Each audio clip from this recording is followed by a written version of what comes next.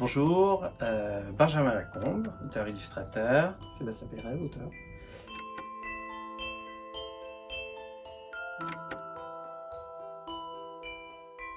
Nous venons vous présenter un livre qui compte beaucoup pour nous, qui s'intitule L'étonnante famille Appenzell. Il s'agit d'un livre assez singulier, comme vous pouvez le voir dès la couverture. Un livre avec une couverture en simili-cuir, des embossings, des fers à chaud. Un livre qui se présente un petit peu comme un album de famille, d'une famille assez singulière que cette famille Appenzell. C'est l'histoire en fait d'une famille effectivement très particulière qui subit une malédiction et chacun des membres est en fait un monstre. Mais quel type de monstre? On le découvre au fur et à mesure de cette histoire qui se présente comme un recueil de photos anciennes, de photos de famille, qui nous délivre en fait l'histoire de cette famille. Ce projet est né d'une envie commune en fait, je crois, de travailler autour du sujet des monstres. C'est un sujet qui nous intéressait beaucoup. Qu'est-ce qu'un monstre en fait? Qu'est-ce qui fait qu'on définit un être comme un monstrueux? Est-ce que c'est pas dans le regard de l'autre en fait que se trouve le monstre?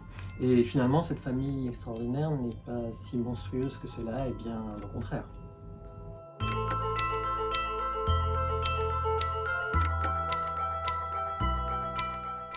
Alors notre collaboration était assez particulière sur ce livre parce qu'il y a eu beaucoup d'allers-retours.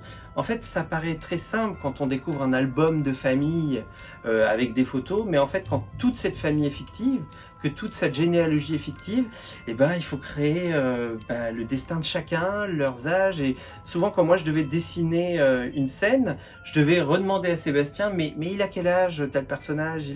On se trouve à quelle période? Et c'est vrai que j'ai dû faire des frises chronologiques pour gérer l'ensemble des membres de cette famille, les liens entre eux pour les fournir à Benjamin. Et ça a été un gros travail quand même de préparation.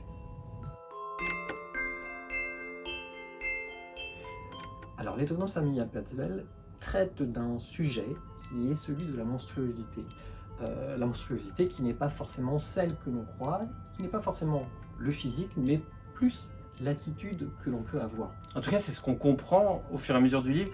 Et c'est amusant aussi parce que c'est un livre assez drôle.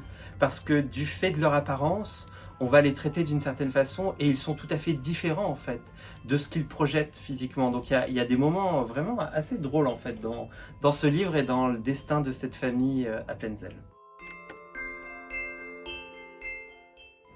Alors dans ce livre, j'ai utilisé une technique graphique majoritairement, qui est une technique qui rappelle des photos anciennes, ce qu'on appelle des daguerreotypes, donc des photos un peu sépia, abîmées. Et pour rendre ça, j'ai utilisé de la gouache, du fusain et de la pierre noire sur papier que j'ai mélangé.